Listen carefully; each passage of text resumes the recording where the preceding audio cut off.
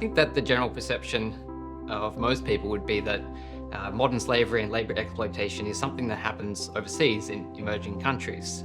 But there's actually a significant amount of labour exploitation that happens right here.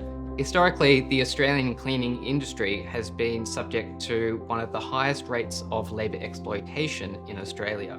So these things include underpayment of wages, being subject to unsafe and dangerous working conditions, as well as a lack of entitlements such as withholding superannuation payments. So I've been looking at different ways in which accounting can be used to attempt to address labour exploitation.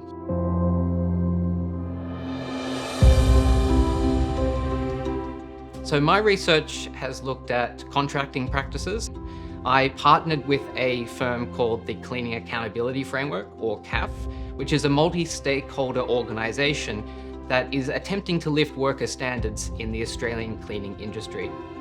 A change in contracting practices can increase the level of transparency around risks with labour exploitation. So specifically, we developed a pricing mechanism that enables contracting parties, those between building managers and contracting firms, to better understand what the financial requirements are of that contract in order for it to be sustainable, to be able to pay workers the regulatory minimum wages and entitlements that they deserved.